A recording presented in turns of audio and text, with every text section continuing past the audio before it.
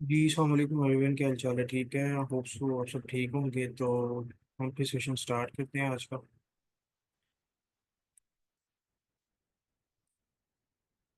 अच्छा, मेरे पास, क्योंकि हम स्टैक वाला डेटा स्ट्रक्चर कर रहे हैं, तो कल हमने उसी को देखा था और उसके क्वेश्चन देखा था एक।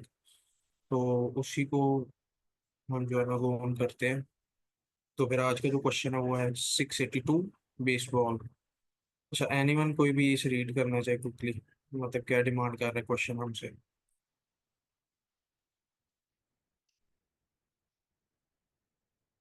अच्छा, चलो मैं कर देता हूँ फिर रेट।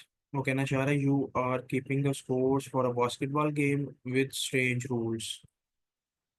हम बास्केटबॉल गेम प्ले कर रहे हैं, या हमारे पास है कीपिंग द स्कोर्स, हमने स्कोर रखे हुए हैं बास्केटबॉल गेम के with strange rules. At the beginning of the game you will start with an empty record. आपके पास स्टार्टिंग में कोई रिकॉर्ड नहीं होगा। You are given a list of strings operations where operation I is the first operation you must apply to the record and is one of the following. Operation नाम की string उसने हमें दी हुई है जिसमें मुख्तलिफ किस्म के रिकॉर्ड्स हैं। N integer x, record a new score of x. Plus जब भी आएगा, वो कहना चाह रहा है कि जब भी प्लस आए तुमने क्या करना है, record a new score that is the sum of the previous two scores. मतलब कि जब भी प्लस का साइन आए तुमने क्या करना है, एक नया स्कोर रिकॉर्ड करना है जो कि पिछले दो स्कोर्स का सम होगा। जब भी डी तुम्हें स्ट्रिंग के अंदर नजर आए तो तुमने क्या करना है, record a new score record करना है that is the double of the previous score. जो प्रीवियस स्कोर हमारा होगा, फॉर एग्जांपल 10 है तो उसको हमने डबल कर देना 20। जब भी हमारे पास स्ट्रिंग के अंदर सी आएगा तो तुमने क्या करना है, इनवैलिडेट द प्रीवियस स्कोर को डिलीट कर देना है, removing it from the record, record से इसको डिलीट कर देना। वो कहना चाह रहा है, एंड पे अपने return the sum of all the scores on the record after applying all the operations. सारे ऑपरेशन परफॉर्म करने के बाद, ऑपरेशन कौन से हैं? ऑपरेशन ये जो उसने हमें तीन ऑपरेशन दिए हैं, प्लस, सी एंड डी। चलिए, अच्छा एग्जांपल देखते हैं। उसने इनपुट में ऑपरेशन नाम के लिए स्ट्रिंग दी हुई है जिसमें मुख्तलिफ स्ट्रिंग कैरेक्टर्स हैं, 5 2 C D प्लस, और आउटपुट हमारे पास इधर 30 आ रहा है। तो हम सबसे पहले क्या करेंगे कि क्योंकि हमने जो स्कोर्स आ रहे हैं उनको कहीं स्टोर भी तो करवाना है ना, तो उसके लिए मैं क्या करता हूँ कि सबसे पहले एक स्टैक ले लेता हूँ। स्टैक में मैं क्या कहता हूँ कि तुम इस ओप्स नाम की जो है मेरी स्ट्रिंग जो लिस्ट है या अरे या उसमें तुम फॉर लूप को आइटरेट करो, हर दफ़ा आइटरेट करो जो ही कोई तुम्हें डिजिट नज़र आए। तो क्योंकि मैं डिजिट पे डायरेक्ट इम्प्लीमेंटेशन नहीं कर सकता, तो तुमने क्या करना है, जो ही कोई डिजिट आए, वो क्योंकि स्ट्रिंग फॉर्मेट में है तो तुमने उसको सबसे पहले इंटीजर फॉर्मेट में करना। तो जब से सबसे पहले जब 5 आएगा तो वो ये स्ट्रिंग फॉर्मेट में है, मैं इसको इंटीजर फॉर्मेट में कर लूँगा। अगली दफ़ा जब फॉर लूप चलेगा तो मेरे पास 2 आएगा, तो मैं 2 को भी इंटीजर फॉर्मेट में कन्वर्ट करके इस स्टैक के अंदर पुट कर लूँगा।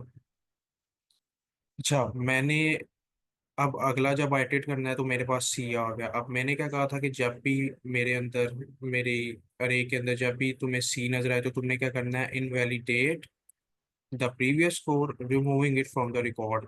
तो इधर कोई बताना चाहे मेरे पास जो प्रीवियस स्कोर कौन सा हो? टू है। हाँ, 2 मेरे पास प्रीवियस स्कोर है क्योंकि स्टैक के अंदर जो मेरी लेटेस्ट वैल्यू है या प्रीवियस वैल्यू है वो 2 है। तो मैं इसको क्या कर दूंगा, स्टैक के अंदर से पॉप कर दूंगा। तो ये मेरा 2 पॉप हो जाएगा और इधर से मेरा ये डिलीट होके मेरे पास अब जो नया स्टैक बना है उसमें सिर्फ मेरे पास 5 एलिमेंट्स स्टोर है, इस तरह। ठीक है, मैंने जो सी आया मैंने ऑपरेशन परफॉर्म करा लिया। अब मैं दोबारा इटरेट जब करूंगा तो मेरे पास दोबारा डी आएगा। तो अगर मैं डी की स्टेटमेंट पढूं तो उसने क्या कहा था, record a new score. New score को रिकॉर्ड करो that is double of the previous score. उसने कहा था प्रीवियस स्कोर का तुम्हें डबल करना। तो जब मैं इसको डबल करूंगा तो मैं एक स्टेटमेंट रख लूंगा कि जो मेरे पास स्टैक में वैल्यू है तुम उसका डबल कर दो। तो वो जब उसका डबल करेगा तो 5 का डबल मुझे स्टैक के अंदर मिल जाएगा 10।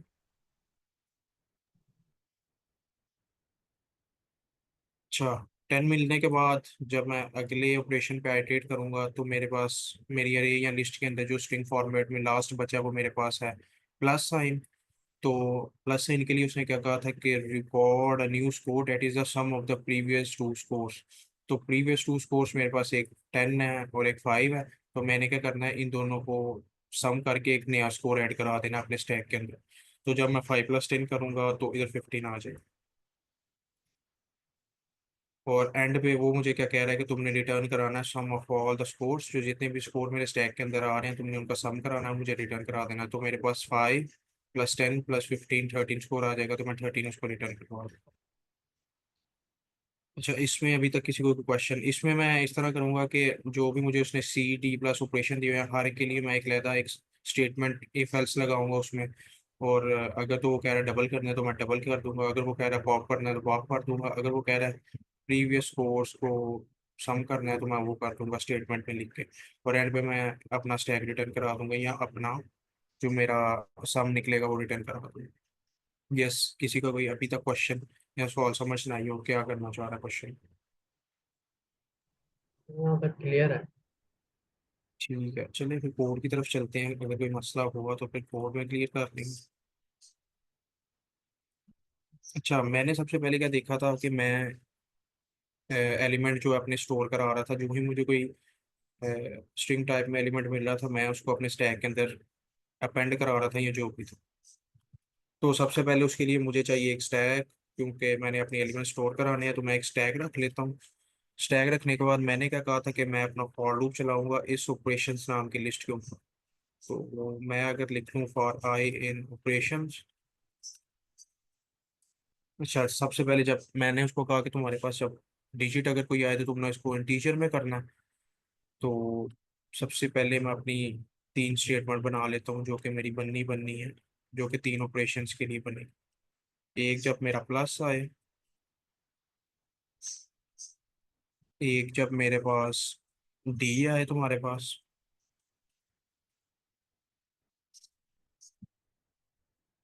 एक तुम्हारे पास जब सी आए जो कि लास्ट बच जाएगा।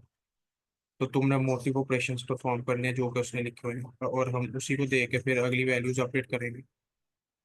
अच्छा, अब मैंने दोनों 3 ऑपरेशंस लिख ली है, और मैंने क्या कहा था लास्ट वाली, अगर मुझे ये 3 ऑपरेशन में से कोई ना मिले तो लाजमी सी बात है वो फिर मेरा कोई इंटीजर वैल्यू होगी, लेकिन वो स्ट्रिंग फॉर्मेट में होगी। तो तुमने क्या करना है, फिर इस स्टेटमेंट को रन करना है एल्स वाली। तो इसमें तुमने क्या करना है कि जो मेरी वैल्यू है, जो कि इस क्वेश्चन में या इस अरे में मेरे पास 5 आ रही है, तुमने उसको पहले इंटीजर टाइप में कन्वर्ट करना है।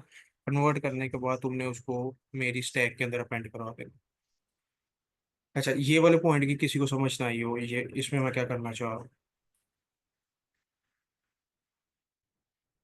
हाँ, इसमें यस, होप सो समझ आ गई। इसमें मैं सिंपली जो है ना, अगर कोई मेरे पास डिजिट आ रहा है तो मैं उसको इंटीजर फॉर्मेट में कन्वर्ट करके तो अपेंड स्टैक डॉट अपेंड कर रहा हूँ, मेरे स्टैक के अंदर ही वो वैल्यू पुश कर दें। अच्छा, पुश करने के बाद जब पहली वैल्यू आई तो उसने पुश कर दी, दूसरी वैल्यू आई तो उसने पुश कर दी, तीसरी वैल्यू आई तो मेरे पास थी सी। तो अगर मैं सी में अपनी में जाऊं तो उसने मुझे क्या कहा था कि तुमने जब भी सी आए तो क्या करना है, इनवैलिडेट द प्रीवियस कोड। तो अब मेरे पास जो भी स्टैक पे टॉप पे वैल्यू पड़ी होगी मैं उसको सिर्फ पॉप करवा दूंगा।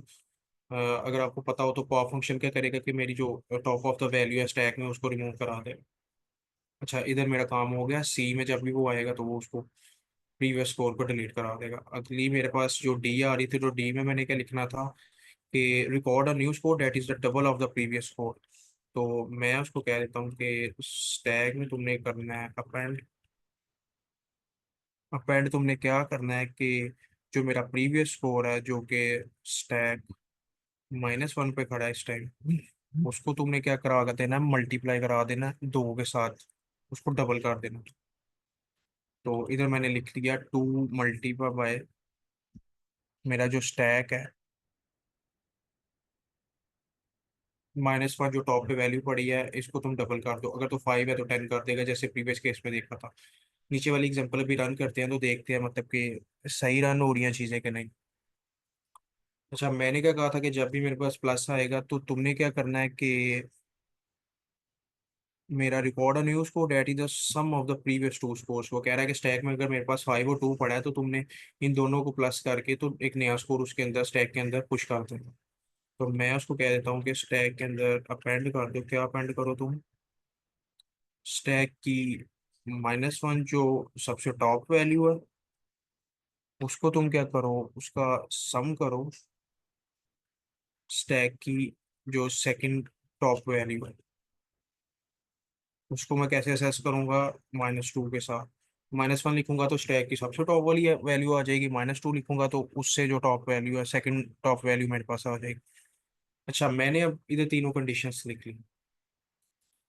तो अभी तक अगर मैं इसको रन करूं दूसरी स्टेटमेंट के ऊपर, तो सबसे पहले मेरे पास 5 आया। तो 5 उसने चेक किया for in I in operations, I plus है नहीं, आई टी या आई सी है नहीं, आई जो है ना इंटीजर है, कोई स्ट्रिंग फॉर्मेट में कोई डिजिट है।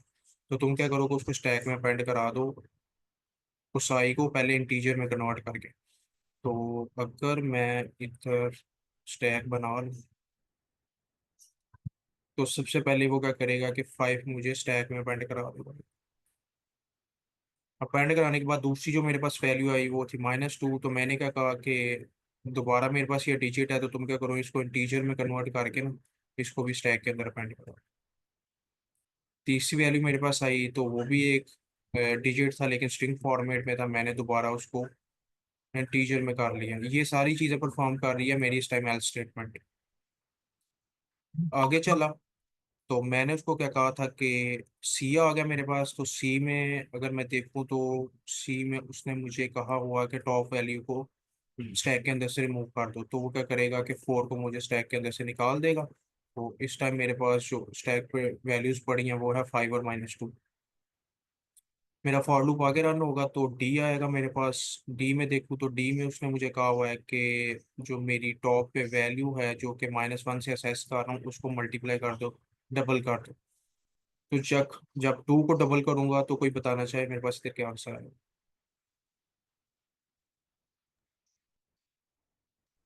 पूरा फोर। डबल कर। हाँ ठीक है, 2 को जब मैं -2 को डबल करूंगा तो मेरे पास 4 आ जाएगा। अब -2 मेरे पास पड़ा है तो -2 × 2 करूंगा तो मेरे ख्याल से -4 आएगा या 4 आएगा। चलिए साइन को देख लेते हैं। अभी देखते हैं आंसर इस तरह पॉजिटिव रख के सही आता है।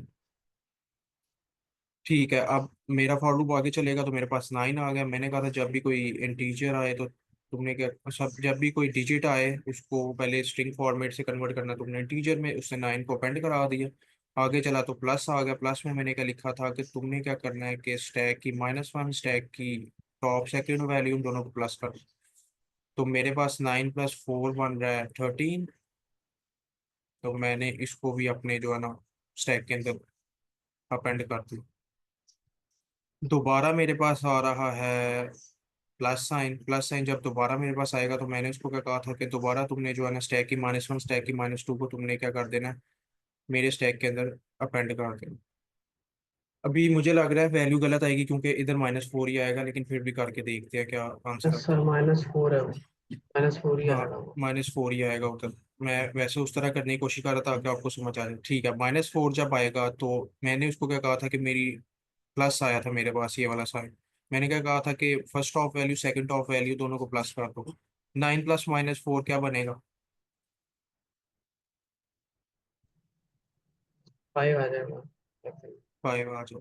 ठीक है, अब इधर 13 की जगह मेरे पास इस टाइम पड़ा हुआ है 5।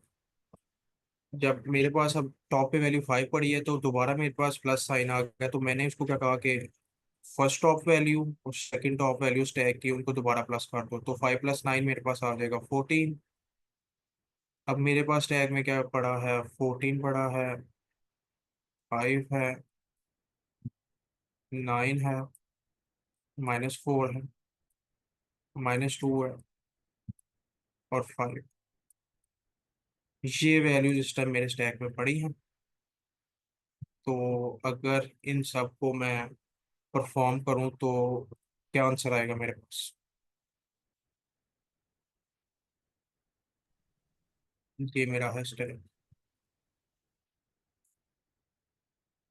यस, कोई बताना चाहिए क्या आ रहा है आंसर। फिर ये 27 आ रहा है। ठीक है, 27 किस तरह आ रहा है सर, वो भी क्योंकि जरा बता दो। हाँ सर, तमाम वो जो है वैल्यूज को जो स्टैक में पड़ी हुई उन सबको ऐड कर। ठीक है, सबको क्योंकि ऐड उसमें करके माइनस वाली वैल्यू इसमें है तो इस वजह से। यस यस, जब हमने इन सबको प्लस माइनस करना है तो हमारे पास स्टैक में आ जाएगा 27। तो मैंने क्या करना है कि अपना सम रिटर्न कराना है जो कि उसने डिमांड की हुई थी मुझे मेरे क्वेश्चन में। तो मुझे एंड में रिटर्न क्या कराना है कि जो मेरे पास मेरा सम आ रहा है स्टैक का, तुमने उसको रिटर्न करवाना है। मैं कर तो ये स्पेसिस रिमूव कर दूँ इधर से। ठीक है, तो मैंने उसको एंड पे क्या रिटर्न कराना था, मेरा स्टैक का सम। तो मैं लिख देता हूँ रिटर्न कर दो सम ऑफ स्टैक। अगर इसको मैं रन करूँ देखूँ कोई मसला मसाइल तो नहीं कर रहा है ये। ठीक है, रन तो हो गया है, सबमिट भी कर लेते हैं।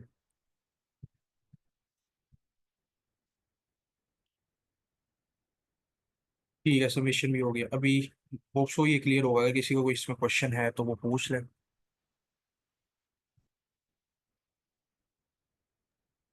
यस सर, क्लियर है। ओके, होप सो सबको क्लियर होगा, तो मैं फिर नेक्स्ट क्वेश्चन पे मूव ऑन करता हूँ। अच्छा, नेक्स्ट क्वेश्चन है मेरे पास।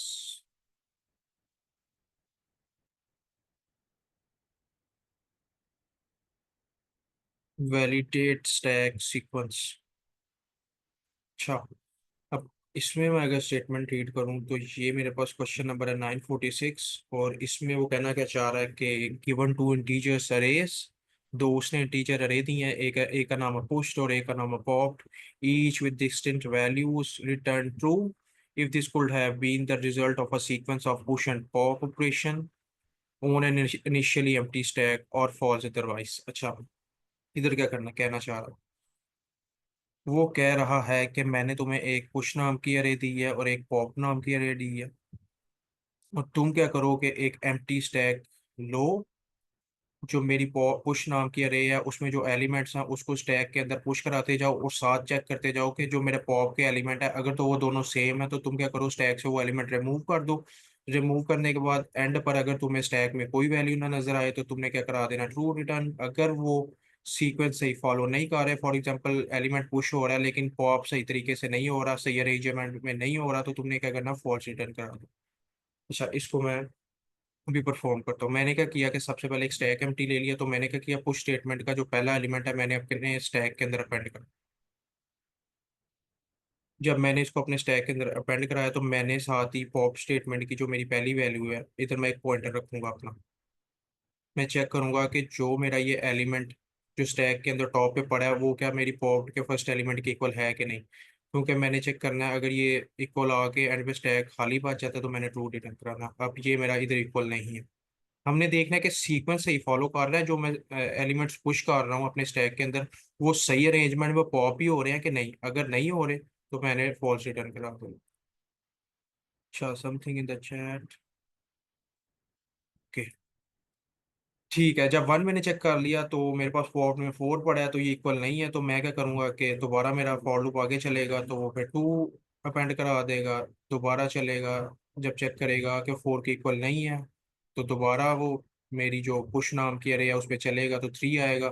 थ्री भी चेक करेगा फोर के इक्वल है नहीं है तो वो क्या करेगा कि आगे चलेगा, फोर आएगा जब मेरे स्टैक के अंदर जब मैं अपेंड करा दूंगा तो फोर चेक करेगा कि मेरे पॉप नाम की जो अरे है उसके फर्स्ट एलिमेंट से मैच कर रहा है कि नहीं।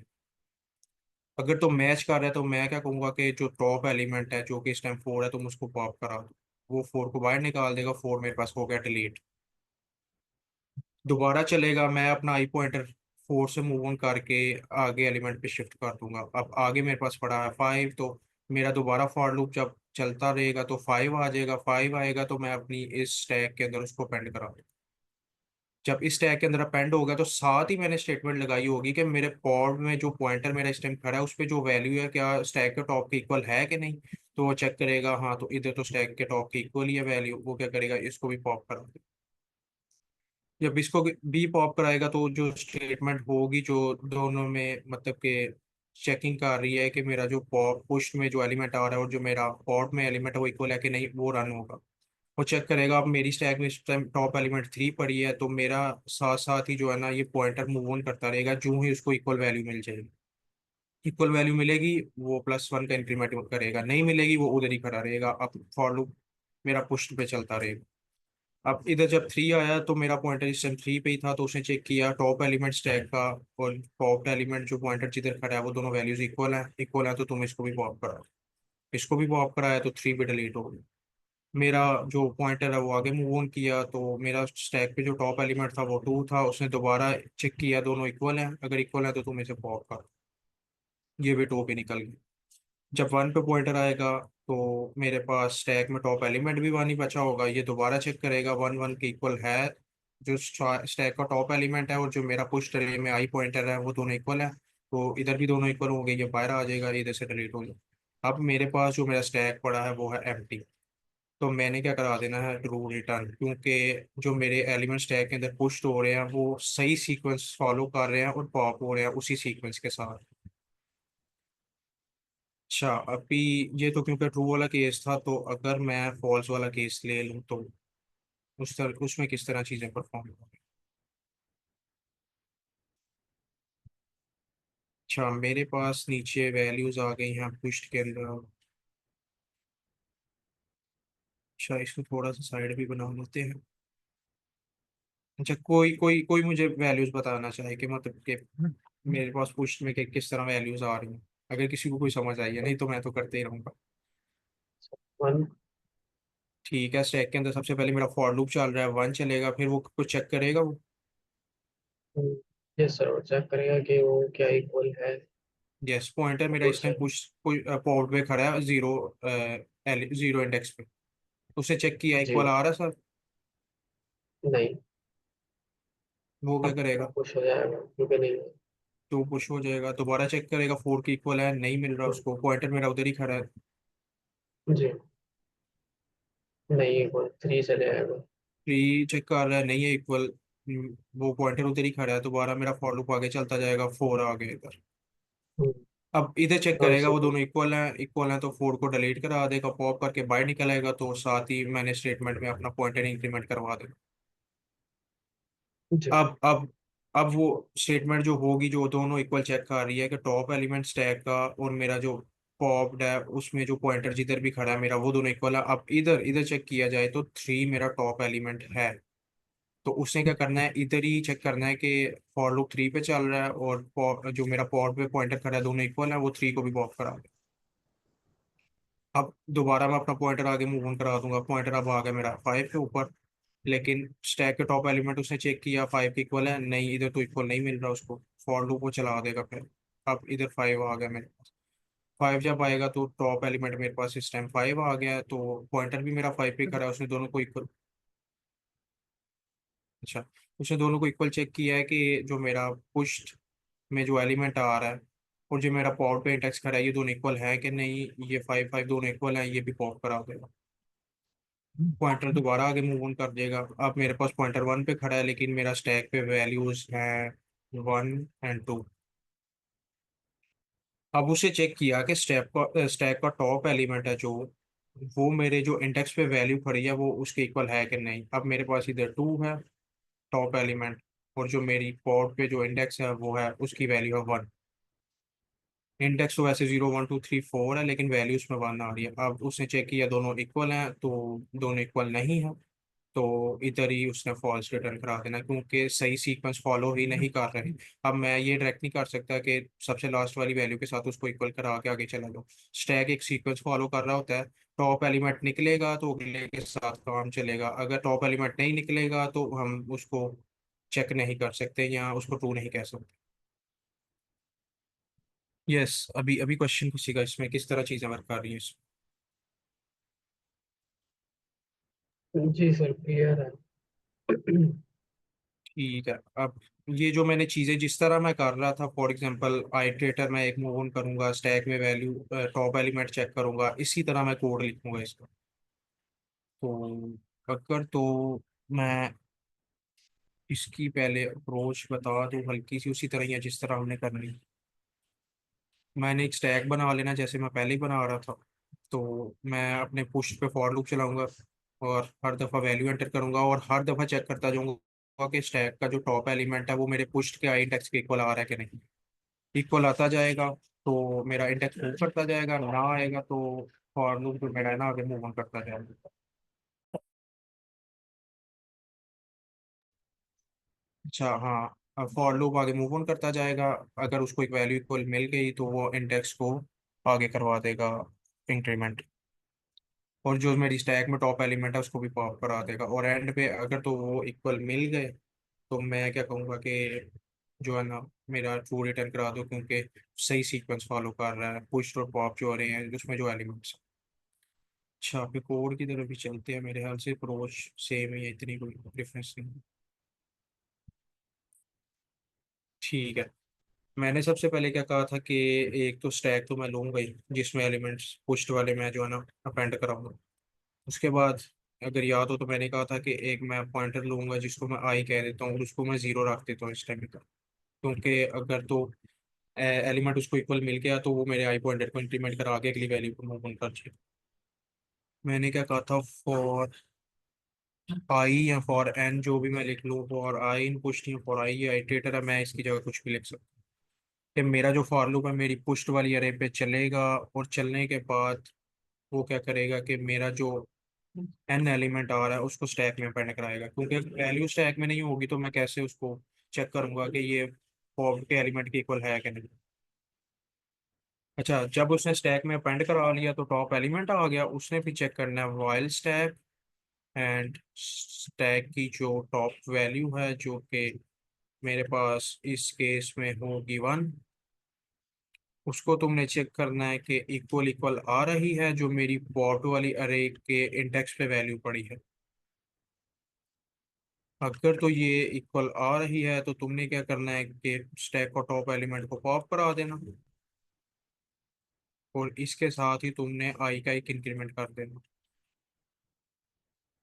आई के इंक्रीमेंट करने के बाद तुमने मुझे, अगर तो एंड पे कोई एलिमेंट ना बचा तो तुमने मुझे नॉट स्टैक, कोई वैल्यू नहीं बची वो रिटर्न करा देना। इतना सा इसका कोड था। तो अगर मैं दोबारा कोड के ऊपर एक एग्जांपल रन करूं या कोई कराना चाहे वॉलंटरली, कि जिस तरह मैं चीज़ें पहले कर रहा था उस तरह कोड में मुझे करा के बताइए कि हर स्टेप पे कौन सी चीज़ परफॉर्म कर रहा हूँ।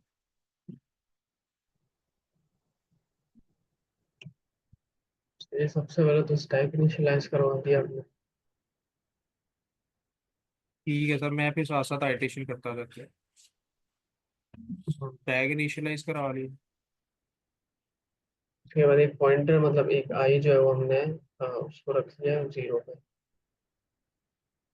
ठीक है, आई को रख लिया 0 पे। अब जो पुश में जो तमाम एलिमेंट्स हैं हम उसके ऊपर आइटरेट करेंगे इसके थ्रू, फॉर लूप के थ्रू। ठीक है, अच्छा मैं पहली वाली एग्जांपल ही लेता हूँ, देखता हूँ कि रिजल्ट सही जनरेट हो रहे हैं कि मेरे। ठीक है, अगर मैं पहली के ऊपर चलाऊँ तो फिर, या आप दूसरी पे चलाएं, पहले के ऊपर ये। दूसरी पे ये दूसरी। ओके, सही है। तो पुश वाले में जो पड़ी है सबसे पहली वैल्यू वो 1 है। आई पे जो 0 इंडेक्स ठीक पे है, ये पड़ी हुई फॉर है। लूप चला तो उसको 1 मिल गया, हम्म। तो उसके बाद उसने नेक्स्ट स्टेटमेंट पे गया तो अपेंड कराना उसने 1 को। अपेंड करा दिया इसने स्टैक में। ठीक है, स्टैक में अपेंड करा दिया उसने। अब वो ये चेक करेगा कंडीशन कि स्टैक, लाइक स्टैक एम्प्टी तो नहीं है, और जो स्टैक की लास्ट मींस टॉप पे वैल्यू पड़ी है क्या वो जो पॉप के फर्स्ट एलिमेंट की इक्वल है या नहीं है। तो ये चेक करेगा, ठीक यहाँ है, पे नहीं है हमारे पास। इधर इधर मेरा आई एलिमेंट इस टाइम इधर पड़ा है, तो ये इक्वल नहीं है, तो ये क्या करेगा कि नहीं, नेक्स्ट वैल्यू को मूव ऑन करता जाएगा। नेक्स्ट वाले को अपेंड करते जाएगा। ठीक है, अब 2 भी आ गई। अब मुझे पता है 2 भी इक्वल नहीं है 4 के, तो 3 भी हम्म। आ गई। 3 भी मुझे पता है 4 के इक्वल नहीं है, तो 4 आ गया, इधर आ गया केस हमारा। अब आगे सर क्या करना है? अब 4 अब हमें इक्वल मिल गया ये, तो स्टैक से हम पॉप करा देंगे टॉप से। 4 पॉप हो जाएगा यहाँ पे हमारे पास। ठीक है, ये दोनों इक्वल स्टेटमेंट में आ गए, तो मैंने नीचे लिखा हुआ है stack को हम्म। पॉप कर दो, ये 4 मेरा बाहर निकला और इधर से निकल गया। पॉइंटर जो पॉइंटर जो इंक्रीमेंट हो जाएगा आई। ठीक है, पॉइंटर अब जो 0 पे 1। पड़ा था वो अब आ गया इस टाइम 1। एग्जैक्टली। तो अब दोबारा जो है वो हमें इक्वल मिल गया यहाँ पे। ठीक है, दोबारा वाइल स्टेटमेंट, क्योंकि वाइल से निकलेगा नहीं जब तक वो चलता जाएगा। अब जी, वाइल दोबारा चलेगी। दोबारा चलेगी, दोबारा इक्वल आ गया हमारे पास 3, थ्री थ्री के एंड इक्वल आ गया, थ्री को क्योंकि भी पॉप आई कर हमारा दूंगा। जो पॉइंटर है वो भी 3 पे पड़ा है। ये भी निकल जी, जाए। आई दोबारा इंक्रीमेंट हो जाएगा। आई अब आ गया 2 को।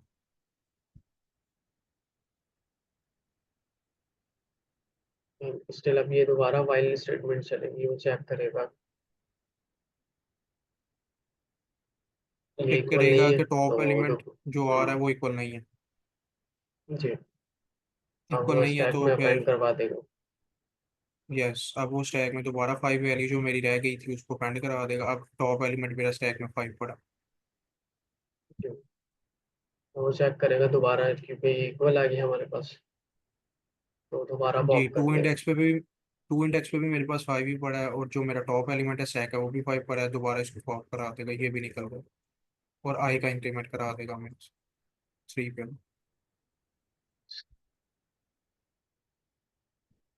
तो दोबारा चेक करेगा, बट क्योंकि वो मेरा ख्याल में आउट ऑफ बाउंड चले गया।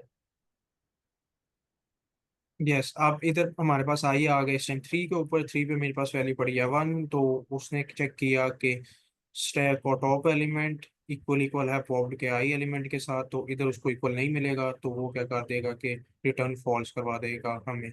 अगर तो सही सीक्वेंस के साथ वैल्यूज कट आउट हो रही होंगी या इक्वल हो रही होंगी तो वो फिर ट्रू रिटर्न कराएगा, वरना फॉल्स रिटर्न हो जाएगा। तो yes, hope so question clear होगा। भी किसी का क्वेश्चन के मुतालिक कोई क्वेश्चन है तो पूछ।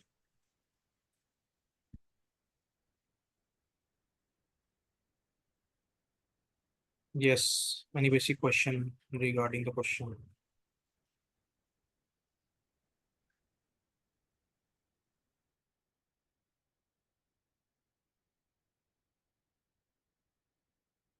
ठीक है, अच्छा, इधर मैंने नॉट स्टैक भी लिखा है। एक और मैं चीज देख रहा था, शायद था length of stack equal equal 0 है, तो तुमने रिटर्न ट्रू करा देना वरना फॉल्स। वो भी यही काम कर रहा है। नॉट स्टैक मतलब कोई स्टैक में वैल्यू नहीं पड़ी। लेंथ ही स्टैक इक्वल इक्वल 0 मतलब कि सारे काउंट आउट हो जाएंगे एलिमेंट, तो 0 एलिमेंट बच जाएगा स्टैक में, तो तुमने ट्रू रिटर्न करा।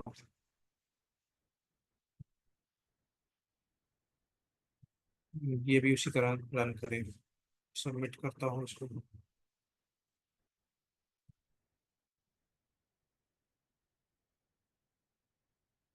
हाँ, return stack equal equal none, ये भी काम करेगा स्टैक क्योंकि नन ही हो। तो डिफरेंट अप्रोचेस, डिफरेंट लाइंस एक चीज़ को सॉल्व करने के लिए लिख सकते हैं। अच्छा, होप सो चीज़ें क्लियर होंगी, तो फिर मैं फिर नेक्स्ट क्वेश्चन पर मूव ऑन करूँ। Yes sir. ठीक है, अभी नेक्स्ट क्वेश्चन है मेरे पास।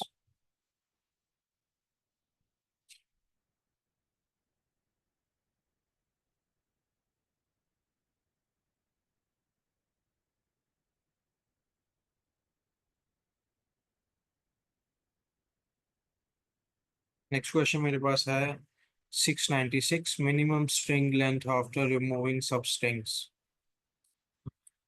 तो इसमें देखते हैं वो क्या डिमांड कर रहा है क्वेश्चन हमसे। कह रहा है you are given a string S, तुम्हें मैंने स्ट्रिंग एस दी है एक, consisting only of upper case English letters, जिसमें सिर्फ अपर केस इंग्लिश लेटर्स पड़े हैं। You can apply some operations in the string where one operation you can remove any occurrence of one of the following substring। वो कह रहा है मैंने एक स्ट्रिंग दी है, और जहाँ ही तुम्हें इस तरह का कोई सबस्ट्रिंग की occurrence मिले, फॉर एग्जांपल ए बी और सी डी फ्रॉम एस, तो तुमने क्या करना है, उसको रिमूव करा देना है। यू कैन रिमूव ये लिखा हुआ है। तुमने क्या करना है कि ये जो सीक्वेंस है ए बी का सी डी का तुम्हें स्ट्रिंग में कहीं भी मिलता है साथ, जहाँ एलिमेंट डिलीट करने के बाद अगर ये इक्वल आ जाते हैं दोनों ए बी या सी डी, तो तुमने क्या करना है कि इनको रिमूव कर देना from the string. Return the possible minimum possible length of the resulting string that you can obtain. वही बात के जितनी रिड्यूस हो सकती है तुम्हारे से स्ट्रिंग, उतनी रिड्यूस करके ये सारी चीज़ें रिमूव करके तुमने मिनिमम पॉसिबल लेंथ रिटर्न कराना। Note at the string condition after removing, हाँ इसमें वही कह रहा है कि फॉर एग्जांपल तुमने सीडी रिमूव किया है, तो हो सकता है कि,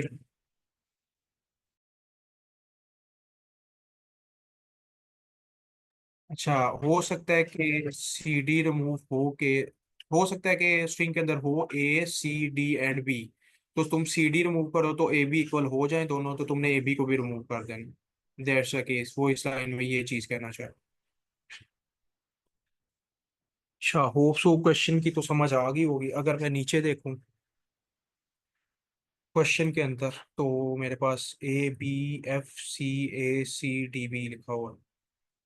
तो उसने क्या कहा है कि जो ही तुम्हें ए बी सी डी इकट्ठे मिले तो रिमूव करा देना। जब पहले मुझे ए बी मिला तो मैंने ए बी रिमूव करा दिया। अब मेरे पास इधर बच गया F C A C and D and B. अच्छा ए बी रिमूव कराने के बाद मुझे ये मिल गया। अब मुझे मेरी दोबारा स्ट्रिंग के अंदर जो है ना, दोबारा मुझे ढूंढना है कि ए बी या सी डी के इक्वल आ रहे हैं। तो अगर मैं देखूँ तो सी डी मुझे इधर मिल रहे हैं दोनों इक्वल, तो मैं इसको भी रिमूव करा दूंगा अपनी स्ट्रिंग के अंदर से। जब इसको रिमूव कराऊंगा तो ये लाइन जो कहना चाह रही है ना, वो बताता हूँ आपको। उसने कहा है कि जब सी डी रिमूव हो जाए तो हो सकता है ए बी दोबारा एक स्ट्रिंग के अंदर इक्वल हो जाए, एक दूसरे के साथ मिल जाए, ए बी दोबारा मिल जाए। तो जब मैं सी डी को निकालूंगा तो मेरे पास अब आ जाएगा result F C A B. अगर देखूँ तो दोबारा मेरे पास ए बी दोनों के साथ जुड़ गए हैं, मतलब कि दोनों के नेक्स्ट टू ईच अदर आ गए ए और बी एक दूसरे के। तो मैं दोबारा इसको रिमूव करा दूँ, तो मेरे पास एंड में जो रिजल्ट बचेगा वो बचेगा एफ सी। और मैंने क्या करना है, उसकी लेंथ रिटर्न करानी है। अच्छा क्वेश्चन की इधर तक समझ लग गई है? कोई क्वेश्चन है कि क्या डिमांड कर रहा है वो हमसे, तो वो पूछ लें।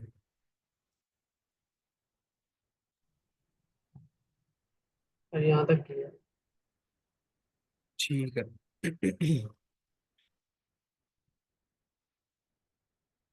अच्छा इसकी अप्रोच की तरफ देखते हैं कि किस तरह कोई आसान सा तरीका ढूंढे इसको सॉल्व करने का।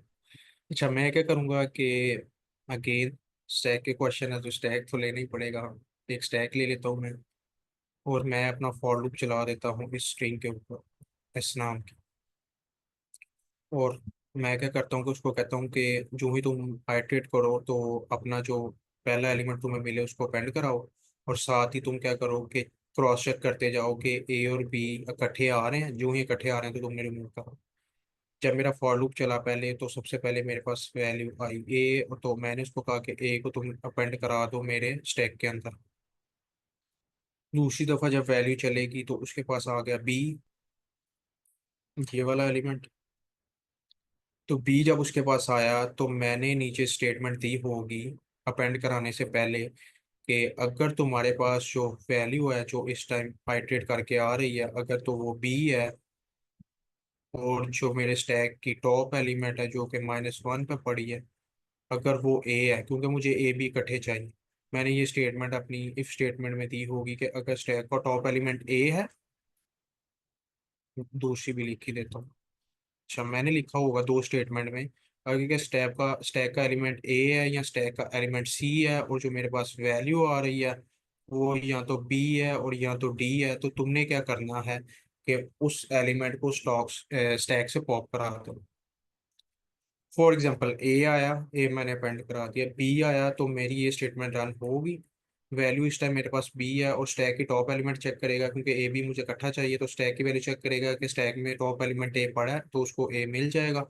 तो क्योंकि बी तो अभी इस टाइम मैंने अपेंड कराया ही नहीं अपने स्टैक के अंदर, तो मैं उसको क्या कहूंगा कि स्टेटमेंट रन हो गई है, तो तुम क्या करो ए को भी पॉप करा दो मेरी इस स्टैक के अंदर से। जब वो ए को भी पॉप करा देगा, दोबारा मेरा स्टैक जो बचेगा वो एम्प्टी हो जाएगा। आगे मेरा फॉर लूप चलेगा, तो एफ जब आएगा तो एफ को मैंने दोबारा अपेंड करा दिया। एफ अपेंड होने के बाद चेक करेगा कि जो वैल्यू, फॉर एग्जांपल स्टैक का टॉप एफ है, किसी कहीं पे भी उसे एफ नहीं मिलेगा, दोबारा फॉर लूप अगले पे चला जाएगा। फॉर लूप पे जब वैल्यू उसको मिलेगी दोबारा सी, तो अब दोबारा वो स्टेटमेंट के अंदर आएगा। वो चेक करेगा कि वैल्यू में मुझे कोई सी मिल रहा है, तो उसको इधर भी सी कहीं नहीं मिलेगा, तो वो दोबारा फॉर लूप अगली वैल्यू पे रन आउट कर जाओ। अब मेरे पास एफ भी आ गया, सी भी आ गया, अब ए की वैल्यू आ गई मेरे पास। जब ए आया तो मैंने क्या किया, फॉर लूप चलाया तो ए मेरे पास आया, तो मैंने ए को भी अपने स्टैक में अपेंड करा दिया। क्योंकि कोई ऐसी स्टेटमेंट मुझे मिल ही नहीं रही कि जहाँ पे मुझे मेरे पास वैल्यू बी आए या मेरे पास वैल्यू डी आए। जो ही वैल्यू बी या डी आएगी तो मैं स्टैक का टॉप एलिमेंट चेक करूंगा वो आया कि ए है या सी है। अगर दोनों में से कोई भी एक है तो तुम पॉप आउट कर चुको वैल्यू को। अब इधर ए आया, ए मुझे वैल्यू अभी नहीं चाहिए, ए मैंने अपेंड करा दिया स्टैक के अंदर। अगले पे आया सी, उसे मिल गया सी, उसने स्टैक में भी अपेंड नहीं कराया उससे।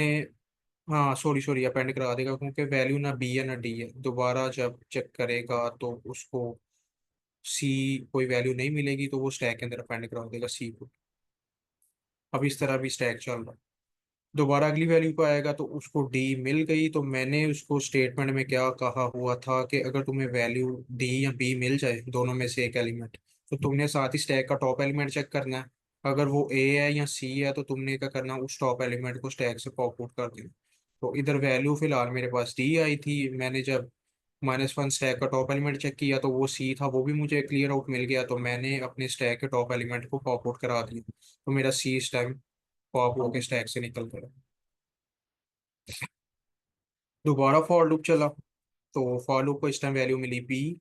तो मैंने कहा था जब भी तुम्हें बी वैल्यू मिले तो तुमने क्या करना है कि स्टैक का फिर दोबारा टॉप एलिमेंट चेक करना है। अगर वो ए के इक्वल है या सी के इक्वल है तो तुमने क्या करना है, उस टॉप एलिमेंट को पॉप से रिमूव करा दो।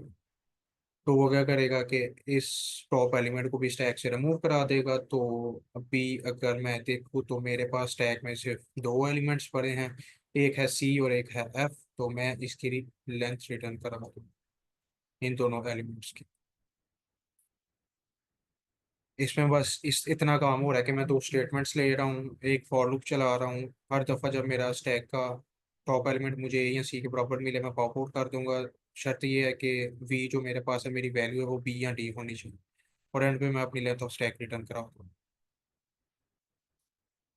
Yes, any question?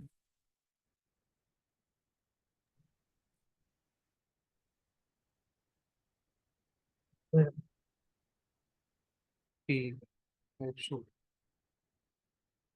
Something in the chat. ठीक है। अभी मैं फिर कोड लिख के इसको सेकंड एग्जांपल को रन आउट करूंगा, अभी रहने दो।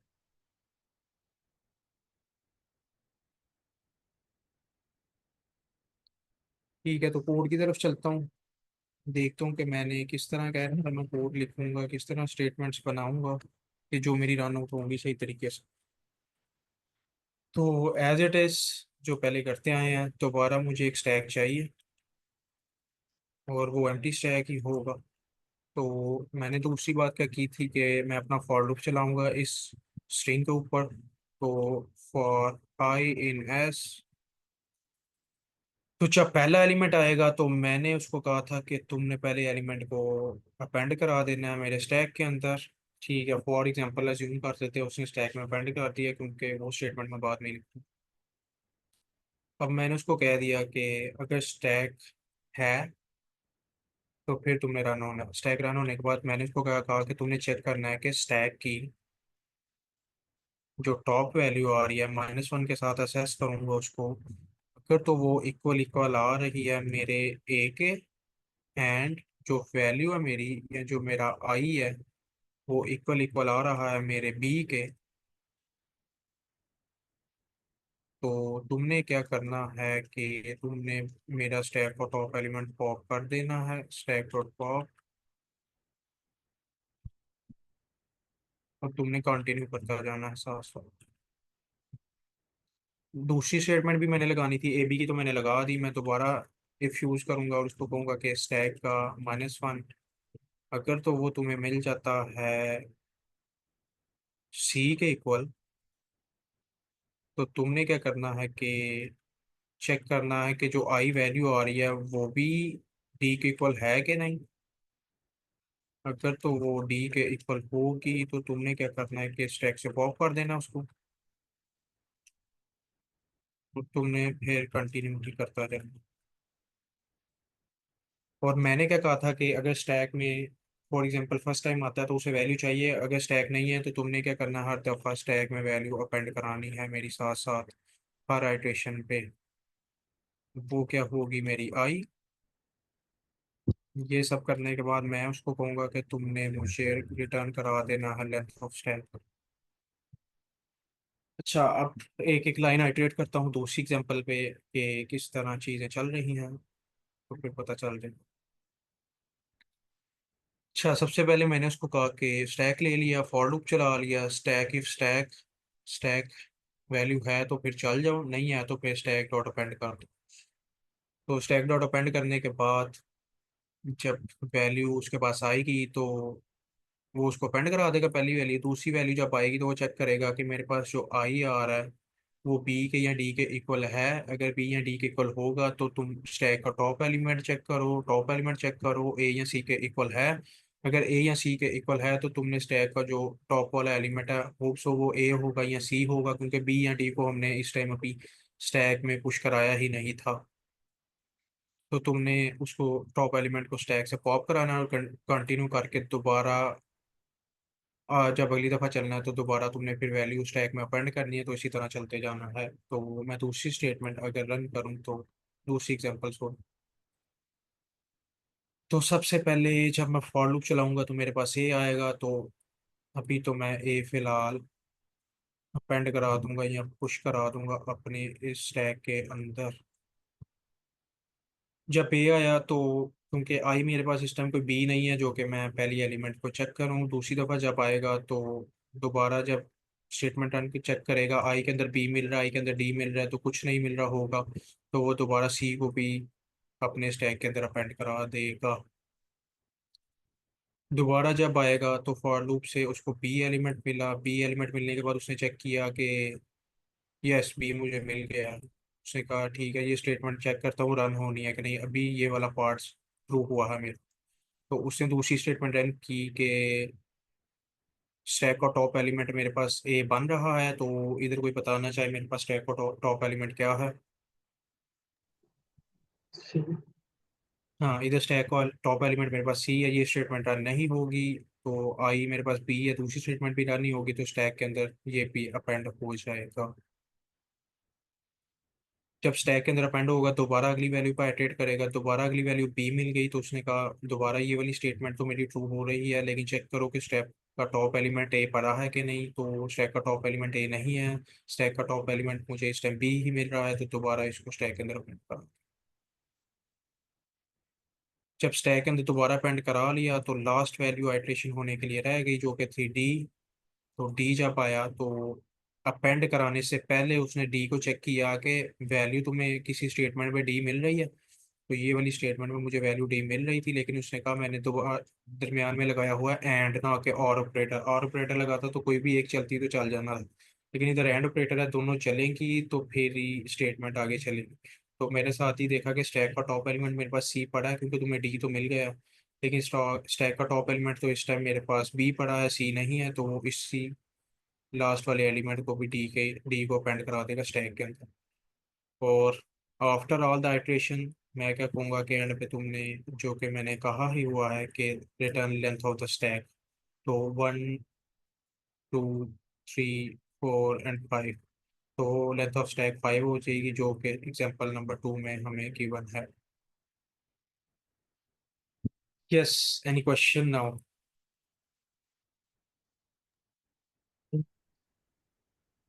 यस, होप सो चीज़ें तो क्लियर ही होंगी क्योंकि अगर जो क्वेश्चन पर हो वो तो पूछिए। एक चीज़ है कि जो हमने प्रीवियस क्वेश्चन किया उसकी टाइम कॉम्प्लेक्सिटी अगर डिस्कस कर लो सर तो सॉरी, क्योंकि मुझे आपकी इसमें आवाज़ नहीं, थोड़ा सा आप जरा लाउडली बोल सकते हैं थोड़ा। था जो वैलिडेट स्टैक सीक्वेंस हमने किया ना क्वेश्चन, यस, सेकंड लास्ट, तो अगर उसकी हम टाइम कॉम्प्लेक्सिटी डिस्कस कर लें तो ठीक है, मैं करता हूँ 1 मिनट बस मुझे दीजिएगा। अगर बी फिर ए आए तो नहीं होगा ना। हाँ सर, क्योंकि उसने हमें क्वेश्चन में ही दिया हुआ है कि सीक्वेंस वो ही बनेगा। अगर मैं आपको दिखाऊं तो उसने क्या कहा है कि भी उसी सीक्वेंस को तुमने रिमूव कराना है जो कि सीक्वेंस उसने सब स्ट्रिंग के दिए हुए हैं, जो कि ए बी हो या सी डी हो। अगर उसने बी ए इधर मुझे दिया होता तो मैं फिर उसकी स्टेटमेंट एक अलहदा बनाता कि अगर मेरे पास स्टैक का टॉप एलिमेंट बी आता है और मेरे पास जो वैल्यू है वो ए मिल रही है तो तुम इसे भी पॉप आउट कर दो अपने स्टैक के अंदर से। लेकिन इधर उसने इस तरह की कोई हमें कंडीशन दी नहीं है। Is it clear?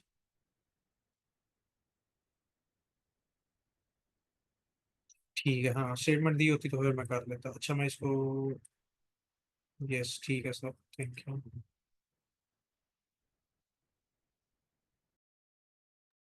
अच्छा रन किया मैंने, ये इसी तरह वर्क कर रहा है। इसको मैं सबमिट भी देख लेता हूँ, अगर होता है तो यस सबमिट भी हो गया। ठीक है अच्छा। होप सो इस क्वेश्चन में अगर किसी को कोई क्वेश्चन है तो पूछ ले, नहीं तो फिर हम वैलिडेट स्टैक वाले की टाइम एंड स्पेस पे जाते हैं। होप सो क्लियर है नो सर। क्वेश्चन। ठीक है, अब वैलिडेट स्टैक। अच्छा ये मैंने लिखा हुआ है कोड। अच्छा पहले आप बताएं कोई भी चैट या ग्रुप में से जो भी पार्टिसिपेंट इस टाइम है कि इसकी टाइम एंड स्पेस क्या हो।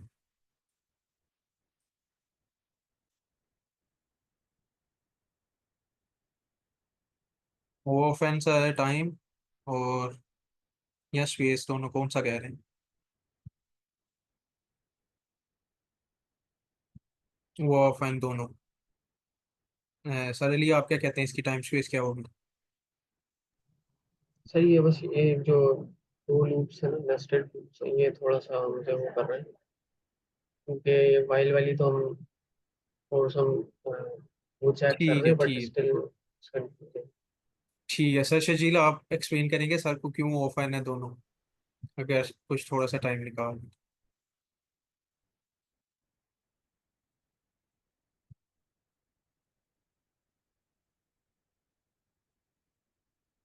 सर लिख के बता दें।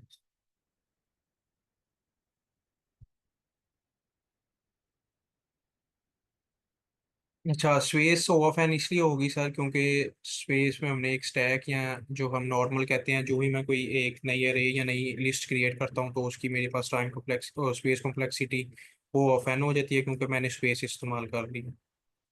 और टाइम कॉम्प्लेक्सिटी क्योंकि मैंने फॉर लूप यूज़ किया नीचे। वाइल लूप तो एक स्टेटमेंट हर दफ़ा चेक कर रहा है, लेकिन मेरा फॉर लूप हर दफ़ा आइटरेट हो रहा है डिफरेंट एलिमेंट्स के ऊपर, तो मेरी जो टाइम कॉम्प्लेक्सिटी है वो भी ऑफेन हो जाएगी।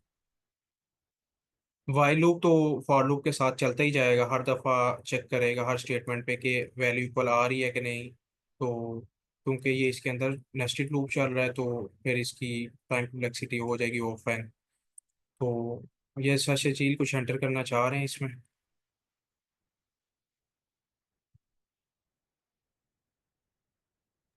चले सर लिख ठीक है दीजिए सर। अगर तो। हाँ सर क्योंकि एलिमेंट जो है ना, डिफरेंट एलिमेंट्स मेरे फॉर लूप में चल रहे हैं और हर दफ़ा आइटरेट होकर हर दफ़ा वाइल लूप में चेक कर रहे हैं।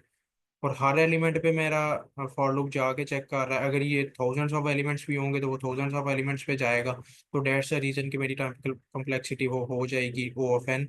और वाइल लूप तो साथ साथ ही चलता जाएगा, जो ही एलिमेंट मेरा फॉर लूप चलेगा नीचे जाकर वाइल लूप में उसने हर दफ़ा कंडीशन चेक करनी। तो डेट्स द रीजन की मेरी time complexity O of N हो जाएगी। ठीक है। यस। चेक करें एक बार सर, चेक करूं जीपीटी से। हाँ वो फैन नहीं है सर इसकी, वैसे मैंने चेक की थी लेकिन कर देता हूँ। अच्छा चैट जीपीटी से भी पूछते हैं क्यों कह रहा है कि वो fan. Chat GPT.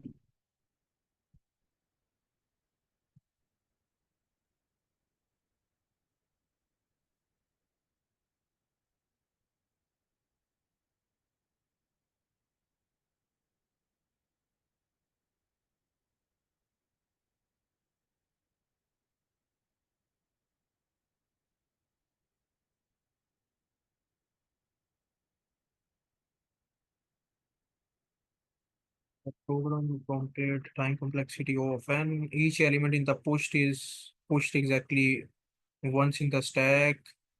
each element हर element पे iterate कर रहा है, each element is swapped at must once। तो दैट्स द रीजन इसकी टाइम कॉम्प्लेक्सिटी ऑफ एन होगी। स्पेस भी वर्स्ट केस में है, क्योंकि हम in the worst case pushed 1 to 3 popped up 3 to 1 elements are pushed onto the stack before popping, yes। वही चीज सर वो कह रहा है कि each element is the push list is pushed exactly once.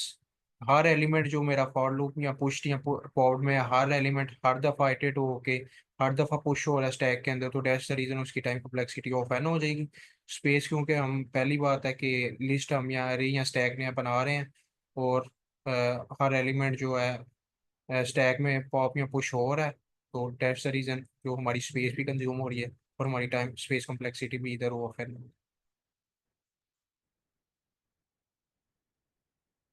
ठीक है। Yes, all clear. यस। ठीक है, ओके, यस। ठीक है, अगर किसी को कोई क्वेश्चन नहीं है तो फिर मैं सेशन को एंड कर दूंगा, क्योंकि टाइम मोस्टली मोस्टली हमारा एंड हो गया।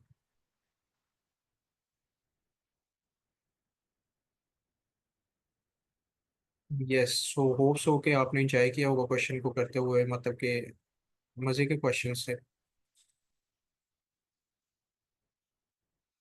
तो फिर ठीक है, मैं फिर सेशन को एंड आउट करने लगा हूँ। Yes, all clear, thank you.